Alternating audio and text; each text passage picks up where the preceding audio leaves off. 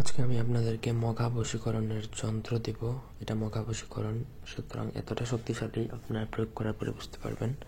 এই বশীকরণটা প্রয়োগ করার জন্য আপনাকে তার ব্যবহৃত কাপড় অথবা তার ব্যবহৃত চুল লাগবে, যে কোনো একটা জিনিস লাগবে। যদি ওই জিনিসটা আপনার কাছে থাকে তাহলে আপনি চোখ বন্ধ করে নিশ্চিত থাকেন যে আপনি তাকে বশ করতে পারবেন। দুনিয়ার কোনো শক্তি শরীর বন্ধ তাকে আটকাতে পারবে না, আপনি তাকে বশ করতে পারবেনই। তো প্রথম থেকে শেষ পর্যন্ত ভিডিওটা দেখবেন, আমার চ্যানেলটা সাবস্ক্রাইব করবেন, লাইক কমেন্ট শেয়ার করবেন।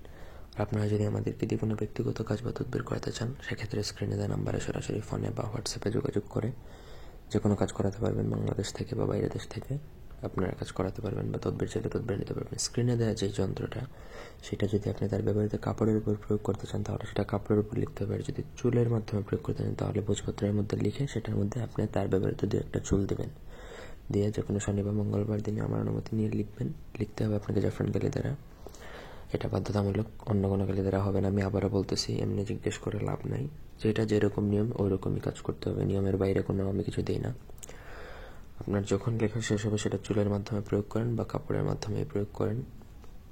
রেডি হয়ে গেলে কাপড়ের মাধ্যমে প্রয়োগ করলে সেটা কাপড়ে লিখবেন। আর চুলের মাধ্যমে যদি প্রয়োগ করতে চান তাহলে একটা ভোজপত্রের মধ্যে তার ব্যবহৃত চুল দিয়ে তারপর সেই নকশাটা যে কোনো শনি বা মঙ্গলবার দিনে রাত্রিবেলা 12টার সময় আপনি একা নির্জনে বসে সেটা পুড়িয়ে দিবেন এবং তার কথা চিন্তা করবেন। শেষ ওইটা পুরানোর সাথে সাথেই কিন্তু ওই দিক থেকে রেসপন্স পাবেন।